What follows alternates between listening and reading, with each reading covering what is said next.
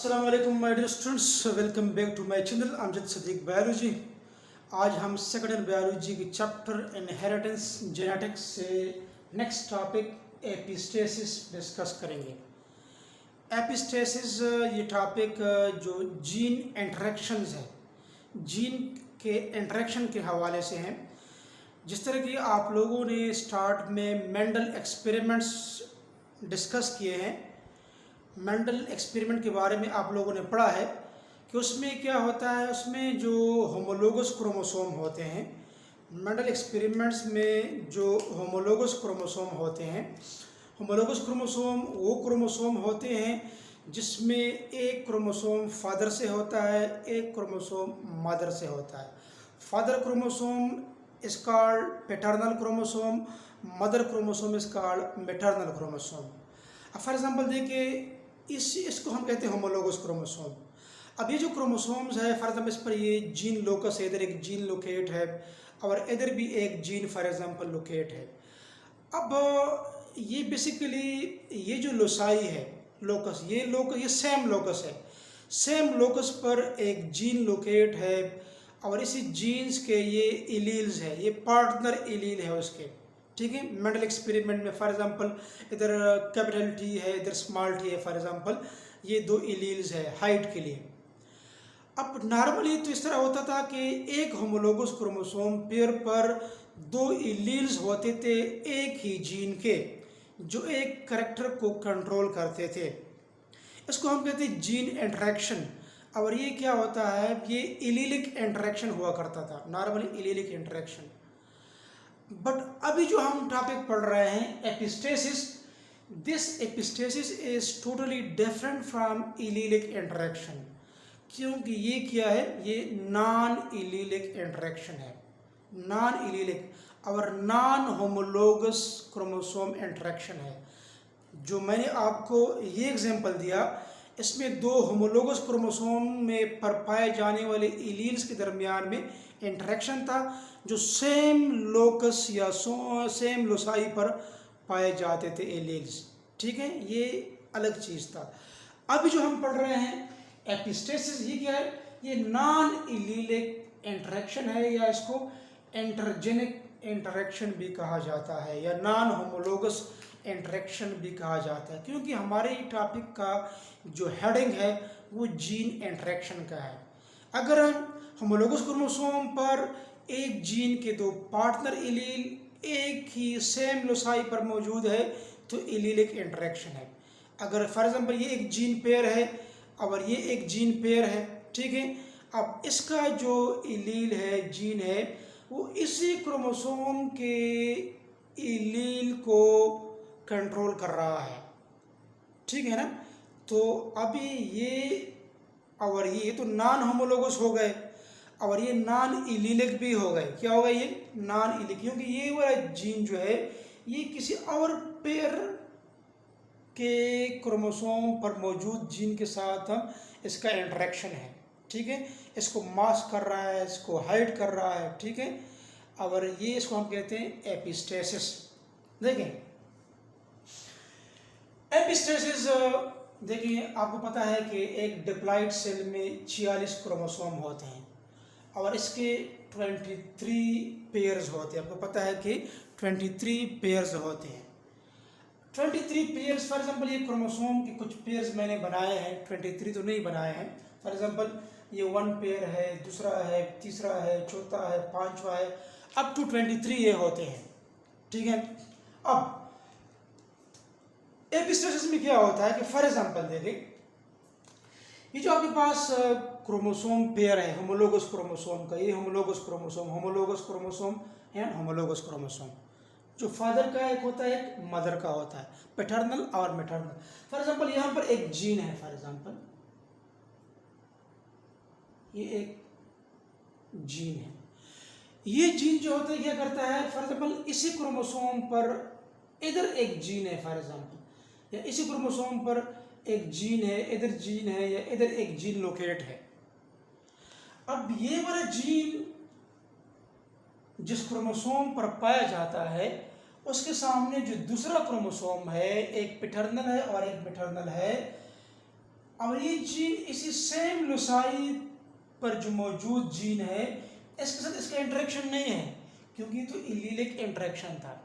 बल्कि एपिस्टेसिस में क्या होता है कि ये जीन किसी और क्रोमोसोम पेयर के जीन को कंट्रोल करता है, या उसके इफेक्ट को, उसके फंक्शन को क्या कर, उसको सप्रेस करता है, उसको मास्क करता है, या कोई वो उधर उसको स्टिमुलेट करता है। So this is called then epistasis. दोबारा मैं आपको बताऊं कि एपिस्टेसिस सैम्पली क्या होता है कि एक जीन जो कि एक क्रोमोसोम पेयर के एक क्रोमोसोम पर मौजूद है, ये अपने सामने वाले जीन जो एलील है उसके साथ उसका इंटरेक्शन नहीं है, बल्कि किसी एक और क्रोमोसोम पेयर पर मौजूद जीन के साथ इसका इंटरेक्शन है। और इसकी जीन, इसी क्रोमोसोम पर जो जीन है उसके इफेक्ट को हाइड करता है, मास्क करता है, उसको स्टिमुलेट करता है। तो ये जो इंटरेक्शन है ये नॉन एलीलिक है, कि ना, इसको हम कहते हैं एपिस्टेसिस। डिफिनीशन में देखें, the phenomena in which the effect caused by the genes at one locus, for example एक लोकस पर एक जीन मौजूद है, ये क्या करता है, इंटरफेयर विद और hide the effect caused by an other gene। For example ये जीन अपना असर तो शो करता है ना, लेकिन क्या करता है, ये किसी और लोकस पर मौजूद है, लेकिन ये जीन क्या कर लेता है, किसी दूसरे क्रोमोसोम पर मौजूद जीन के असर को हाइड करता है, ठीक है, उसको इंटरफेयर करता है, इसको स्टिमुलेट करता है एट एन अदर लोकस, ये किसी और लोकस पर मौजूद है। मतलब इसमें क्या होता है, या तो सेम क्रोमोसोम पर के डिफरेंट लोसाई, या एक क्रोमोसोम के एक लोकस पर मौजूद जीन दूसरे क्रोमोसोम के लोकस पर पाए जाने वाले जीन के असर को हाइड करता है।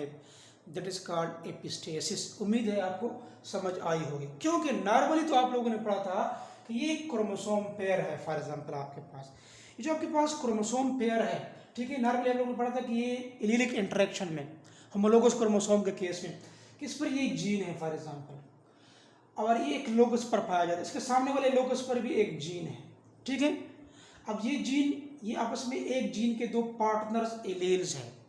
फॉर एग्जाम्पल देखिए, अगर मैं कहूँ कि ये वाला जो है ये डोमिनेंट है, ठीक है, और ये वाला क्या है, ये रिसेसिव है, तो डोमिनेंट जो है अपने करेक्टर को एक्सप्रेस करेगा। अगर फॉर एग्जाम्पल ये कैपिटल टी है, ये स्मॉल टी है, तो यहाँ पर जो प्लांट के लिए जो ट्रेट होगा वो हाइट होगा, और जो बच्चे से पैदा होंगे वो हाइटेड प्लांट होंगे। ये तो डोमिनेंस रिलेशन के केस में था, डोमिनेंस रिलेशन मेंडल एक्सपेरिमेंट में आप लोगों ने पढ़ा था ना, डोमिनेंस रिलेशन।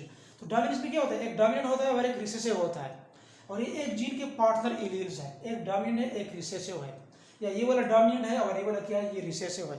इसको हम कहते हैं ये डोमिनेंस रिलेशन के केस में था। ये तो एलीलिक इंटरेक्शन है, ये जीन इंटरेक्शन में क्या है, फिर एलीलिक इंटरेक्शन, ठीक है, होमोलोगस क्रोमोसोम पेयर में पर जो पाए जाते हैं, एक फादर से होता है एक मदर से होता है, और सेम लोकस पर होता है, ये एलीलिक इंटरेक्शन है। और ये इंटरेक्शन से ये एपिस्टेसिस जो है ये इससे टोटली डिफरेंट है, क्योंकि एलील में एक डोमिनेंट एक रिसेसिव होता है, होमोलोगस क्रोमोसोम पर पाए जाते हैं, सेम लोसाई पर पाए जाते हैं, डोमिनेंस रिलेशन में, शेप में। लेकिन इधर केस क्या है, मुख्तलिफ है, एक लोकस पर एक जीन किसी और क्रोमोसोम के लोकस पर दूसरी जीन को ये वाला क्या करता है, इसको हाइड करता है, सप्रेस करता है या स्टिमुलेट करता है, इसको कहते हैं एपिस्टेसिस। उम्मीद है आपको डेफिनेशन भी समझ आई होगी। अभी जो जीन या नॉन एलीलिक इंटरेक्शन है, इसमें क्या होता है, एक होता है एपिस्टेटिक जीन, एक होता है हाइपोस्टेटिक। एपी मीन अबव, मतलब जो शो कर रहा है, जिसका शो होता है।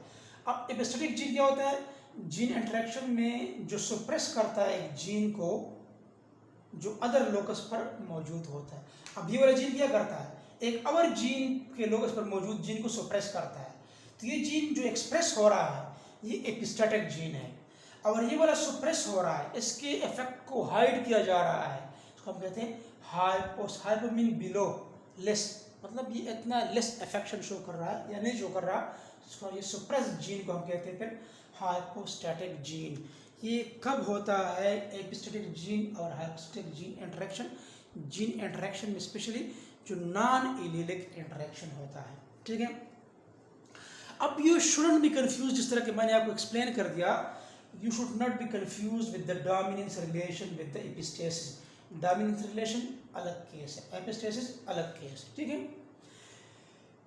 डोमिनेंस में क्या होता है, एलील्स ऑफ सेम, मतलब जो दो एलील्स है ये सेम लोकस पर पाए जाते हैं, ठीक है। और इसमें जो एपिस्टेसिस में क्या होता है, different gene different loci, different genes और ये डिफरेंट लोसाई। लोकस क्या होता है, लोसाई लोकस की जमा है, बाज़ लोग इसको लोकाई भी बोलते हैं। तो वो पॉइंट जहाँ पर जीन लोकेट होता है क्रोमोसोम पर, उसको हम लोकस कहते हैं। और ये जो आपके पास एपिस्टेसिस है, बेसिकली डिसकंटिन्यूस वेरिएशन है। क्या है डिसकंटिन्यूस वेरिएशन, कंटिन्यूस वेरिएशन क्या होते हैं, जिस तरह के ब्लड ग्रुप है ए बी फॉर एग्जांपल, या ए है बी है। अब ब्लड ग्रुप जो है ना, ये क्या है, अब जब आपका ब्लड ग्रुप ए है फॉर एग्जांपल, तो पूरी उम्र आपका ब्लड ग्रुप जो होता है ये ए होता है। ये क्या होता है, ये चेंज नहीं होता। ए बी है तो ए बी ब्लड ग्रुप आपका होगा फ्रॉम बर्थ टिल डेथ, इसमें कोई वेरिएशन नहीं आएगा। और जो कंटिन्यूस वेरिएशन होता है, फॉर एग्जांपल हाइट है, एक इंडिविजुअल की हाइट इतना है, ठीक है, और एक इंडिविजुअल की हाइट इतना है, ठीक है। अब दरमियान में क्या होता है, इसमें इंटरमीडिएट होते हैं, एक थोड़ा सा कम हाइट, फिर इससे थोड़ा कम हाइट, फिर इससे थोड़ा कम हाइट, फिर इस तरह ड्वार्फ की तरफ हम आते हैं। तो ये कंटिन्यूस वेरिएशन है। और जो डिसकंटिन्यूस वेरिएशन होता है, इसमें extremely clear cut to extreme होते हैं, ठीक है। और जिस तरह के हम कहते हैं कान का ये लोब है, या लोब होगा या लोब नहीं होगा, ब्लड ग्रुप आपका ए बी है या फिर नहीं होगा, ठीक है। ये डिसकंटिन्यूस वेरिएशन की एग्जांपल है। तो उम्मीद है आपको इसी एपिस्टेसिस की इंट्रोडक्शन के बारे में आपको समझ आया होगा। इसके बाद इंशाल्लाह हम पढ़ेंगे, इसकी एग्जांपल है बम्बे फिनोटाइप। तो नेक्स्ट टाइप में हम एपिस्टेसिस की एग्जांपल को पढ़ेंगे, बम्बे फिनोटाइप। उम्मीद है आपको ये लेक्चर समझ आया है। अगर आपको ये लेक्चर समझ आया है तो चैनल को सब्सक्राइब करें, अपने दोस्तों के साथ ज़रूर शेयर करें।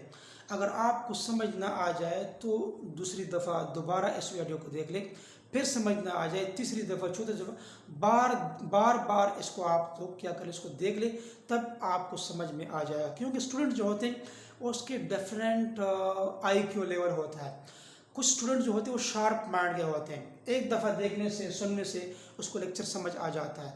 बाकी स्टूडेंट को 2 दफ़ा 3 दफ़ा, तो मुख्तलिफ़ केसेस होते हैं स्टूडेंट्स के मेंटल से रिलेटेड, ठीक है। और अपनी दुआ में हमें ज़रूर याद रखिएगा। अल्लाह हाफ़िज़।